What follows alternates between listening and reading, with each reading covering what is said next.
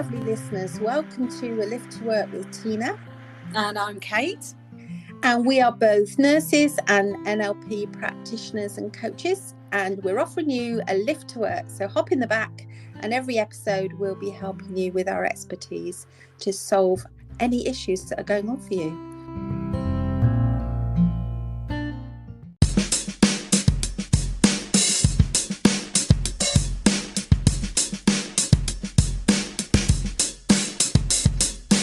Beautiful listeners.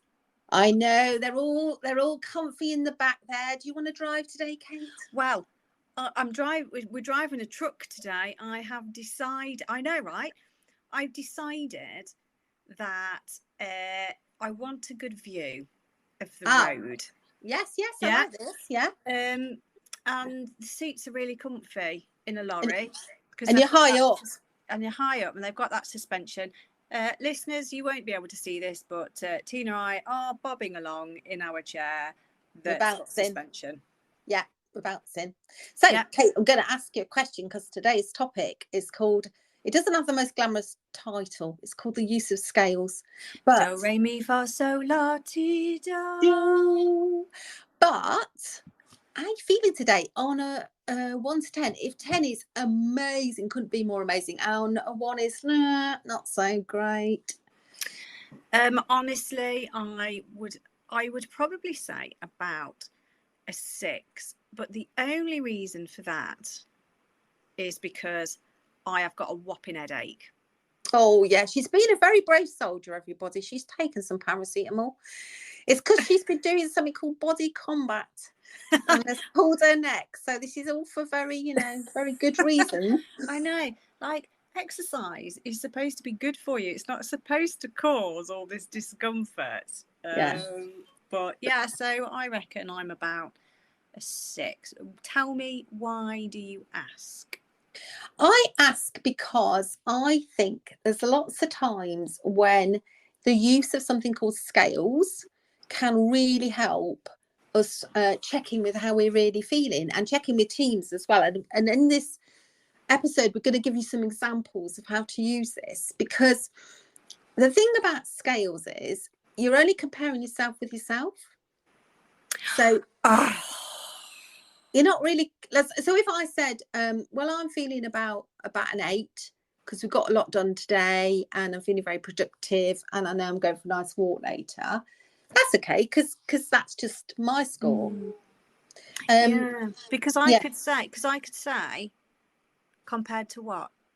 Couldn't I? Well, compared to how you felt yesterday, or how you might feel in an hour, or how you might feel tomorrow. So it's all your own. It's all your own kind of stuff, and that's what I quite like about it. So you're not falling into that trap of comparison. And you can find, I use this a lot in my work and sometimes in my life, even privately. I might think, well, how am I feeling about that? How motivated am I to get involved with that? So somebody might make a request of me.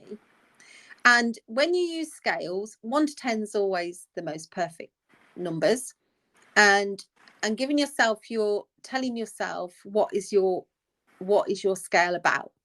So 0 being very happy to get involved with this.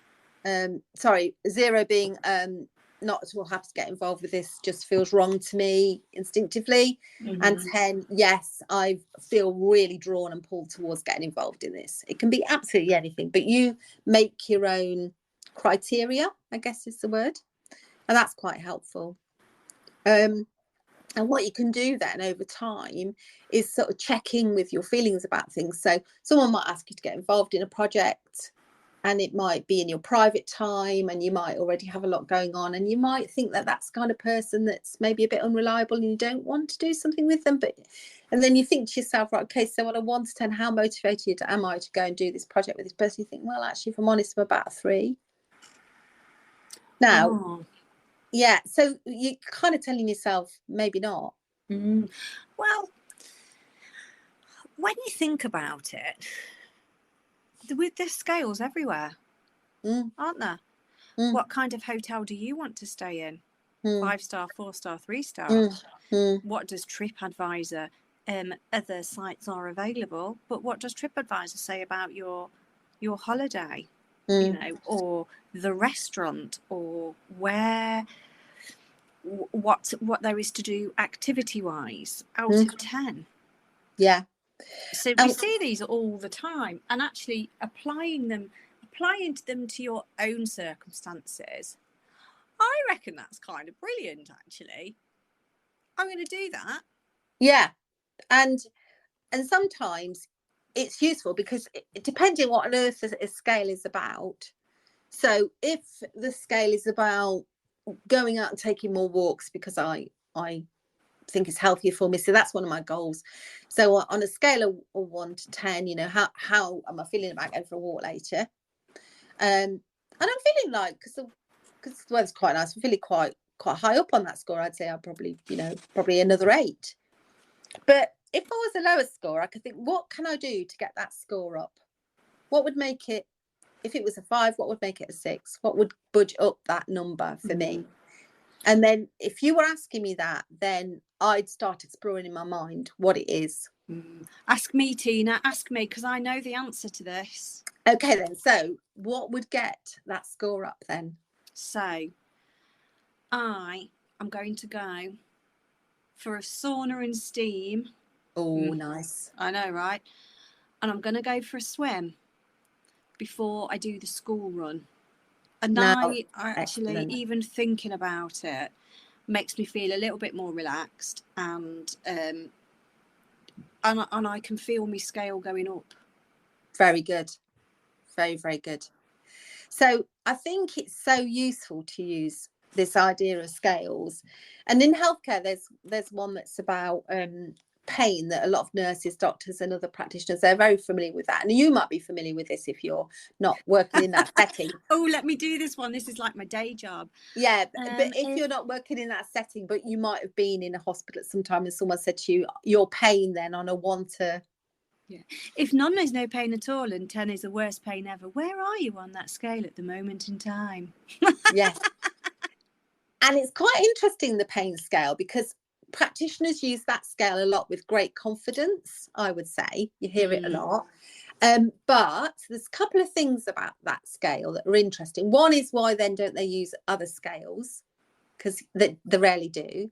So if they're working with clients, they might not say, so on a scale of 1 to 10, how confident are you now to use these crutches after because you have to use crutches as you leave hospital? And the patient might say, oh no, you've shown me and I've practiced and I'm a 9. I'm really quite confident on that, actually. And someone else go, well, actually, no, I'm a 3. I'm still tentative. I didn't really concentrate when you told me how to go down the stairs. So you might want to do that again with that person. But practitioners don't tend to use scales a lot in other circumstances. But the other thing about that scale that always intrigues me is the use of the word pain, because in NLP terminology, we probably wouldn't introduce the concept, because when you say pain, even the word starts making you feel a certain way. Because you imagine, it's like when you've got, it's like when you talk about nits. If the children come home with nits, you start scratching, don't you? Yeah.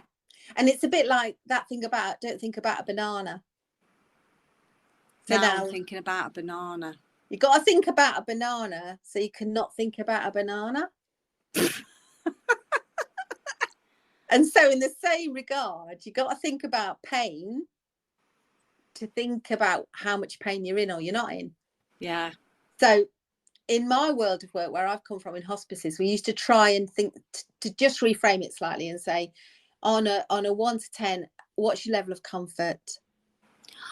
With 10 being I'm really comfortable. Actually, I feel very settled and contented and comfortable, and 0, not so much. So we do the scale, we'd flip the scale and make the higher score being about being comfortable. So yes, it's just kind of interesting about that score. But I want you to imagine you use you can make one up for anything, and also that basically when you listen to episode 6, which is all about procrastination and putting things off, that Kate and I have done a previous episode on, you can do that with that kind of thing, you know, and we talked about scales a little bit, you know, what's my energy for this? You know, with 0 being, I've got no energy to do this, and 10 being, I'm so up for it. And just consistently checking in, like, so if my score is staying low, like, what's going on there? What could get that score up? So if the score is consistently low, how can you as the listener improve it? Is it a scale that you need to be worrying about at all? Exactly. So if you're comparing 2 tasks and you're thinking, right, to do X, my score is very low, but to do Y, my score is really high. Well, go and do that then. Go and do the thing you're feeling motivated towards, unless it's a case of low being at work and your second score is about like leaving work and going to be on the beach when you shouldn't be. But maybe, just maybe, it's finding a way of making it work for you so that you can get to the beach later, who knows, or whatever nice thing that you want to do. But so also, yeah, go on. I was going to say, how else can we get that score up then? So we've decided whether the scale is necessary in the first place. Is it something that we're thinking about unnecessarily that doesn't apply? What next? What can we do to bring that level up, that level of enthusiasm, motivation? Listeners, what do you think? Have a think. What can you do right now to bring that score up? And it can be the simplest things, can't it? It can be, I'm not very motivated, but if I went and made a cup of tea, that might make me feel a bit more like I need a drink. You might think, oh, that would make me feel more motivated. Or if I change my setting, if I work, somebody recently said they never felt motivated when they walked, their score was very low when they were working from home. Whenever they walked into the room they'd set up for themselves to work in, because it's also their spare bedroom. And I said, oh, what would increase the score? She said, oh, I just can't think of anything, because you can't even see nature from where the desk is. It just looks at this boring old wall, and the room needs decorating. So I said, so if the score was high, would the room have been decorated? She went, oh yeah, probably. And also I would have moved. So simple things, isn't it? To increasing the score, she just hadn't given herself a moment to work that out.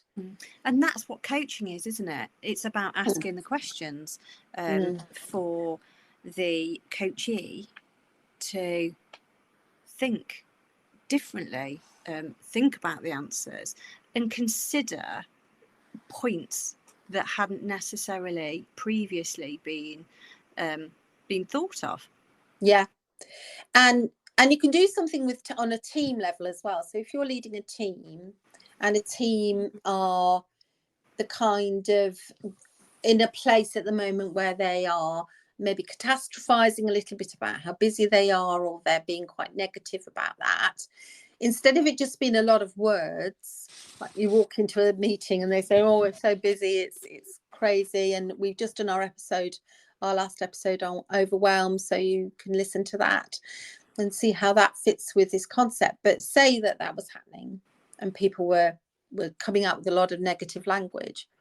What can give a leveler to that is, okay, so on a score of 1 to 10, with 1 being got nothing at all happening, give us more to do, and 10 being we just haven't got time to be in this meeting, we're crazy busy, where are we? And just canvassing opinion around the room. So that could then get you to a place where you could ask, how busy are we? How busy do we wish to be? Because you wouldn't wish to be not using your time in a productive manner. How busy do we wish to be? How can we manage a number, which is the score, and we don't like that score, so how can we make it a better score? And it might be as well that you ask, so we're a 3 on the scale, but what specifically makes it a 3? Yeah. You know, it might be something so very minor. Yeah. That takes it from a 3 to a 5. Yeah. So having a number and rationalizing why that number is that number will also give clarity as to what you can do to improve. Such a good thing to mention, because there was a time when the admin team that I used to work with in an older organisation years ago, they used to talk a lot about being overwhelmed and their busyness was way off the scale. When we talked about their scale, they said it's always like near a 9 all the time. We just feel it's not within our control. I said, what makes it a 9? And they said, because there's this in-tray situation that's at the end of our office, and anybody else in the building can go and put work in there for us to do. So that in-tray, we look over, we empty it, and it's full again by lunchtime. But we have no control of what's in there. And some of the things put in there are big pieces of work, and some of those things put in there take 2 minutes. It's a bit harsh, wasn't it? Yeah, that's how that used to work for that administration team. And they did lots of work with other teams on clarifying that they needed some control over the work. And they did a lot of work on producing quick prompts for other people to be able to do things themselves. Because some of the work in that inbox really, or that container, really wasn't necessarily for them. Other people could have done it. So you're right, that was all coming out of the question, like why is it got that score? Yeah, and it is subjective.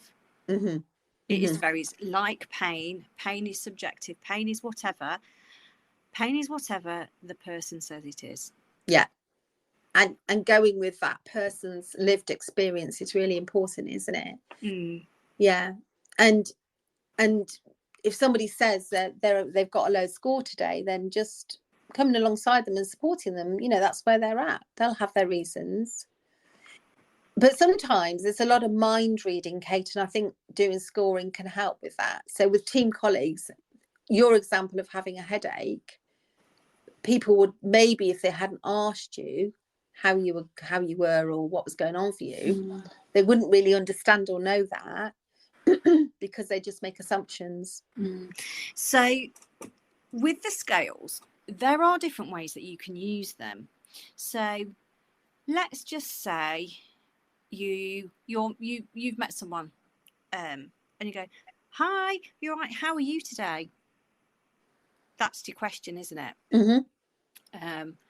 It's been a bit rubbish, or it's been all right. You know, you don't quite know what your answer is going to be. So, hi, Tina, how amazing is your day today? On a scale of 1 to 10, how amazing is your day? It's pretty good. Tell me what I've just done there. Well, you've given me the responsibility to manage my own answer without any assumptions. Sorry, I got a little cough. And you've also, you've set me up for thinking about the idea of being amazing. Haven't I? So instead of, I'm assuming that you're having an amazing day, but now you're thinking that you're just like, oh, she thinks I've had an amazing day. What's been amazing about my day? Oh, well, actually, a few things have been amazing about my day, which mindset change. Hello. So there we go. So by using this, by simple words, simple language, on a scale of 1 to 10, how many incredible things have you achieved today? Yeah. And that's a great one to use with staff, especially if they're, you know, new or feeling a bit despondent or anything. Yeah. How incredible is your day today? So on a scale of 1 to 10, how incredible are you today? How gorgeous are you today? Yeah. Just set people up for that more amazing mindset, isn't it? And it still gives space if people aren't finding they're amazing in that moment, it still gives them validity to that. They can still talk about that. And we have a bit of comedy in our family where my poor daughter has had to put up with some of this through some of her life, and there's been moments when she said, I've said to her, she said, oh, I don't know if I want to do that. So on a 1 to 10 then, you know, what would that look like for you? And she'll go, oh, I don't know, it'd be a 6. And I say, what would make it more, and all that. So we've had conversations like that. She's been growing up.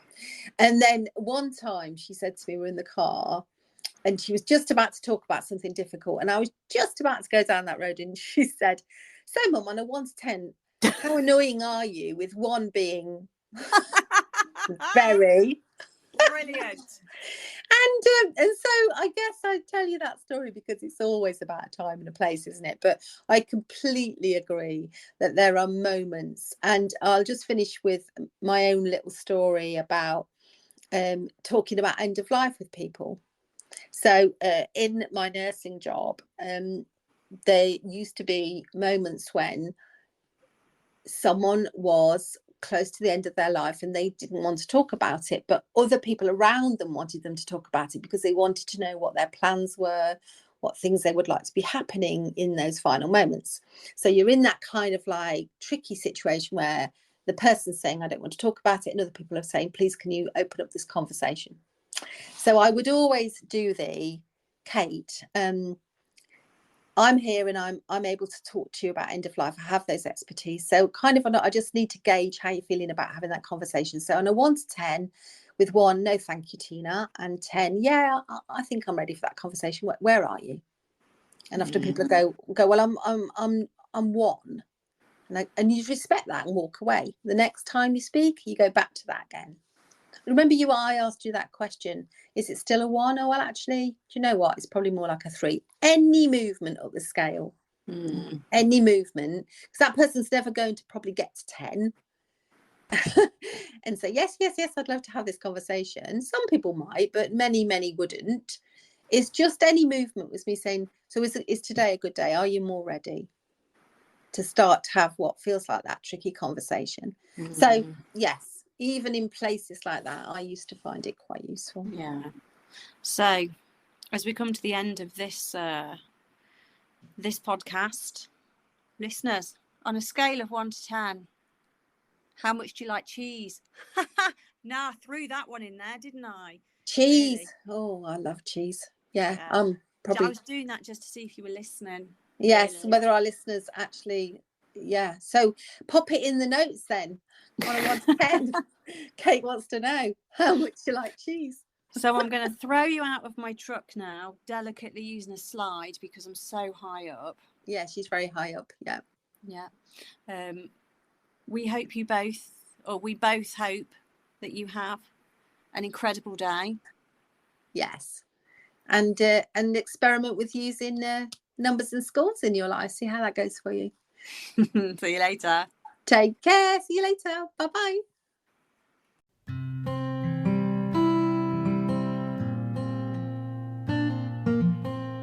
To A Lift to Work, please subscribe, share with your friends, and follow us.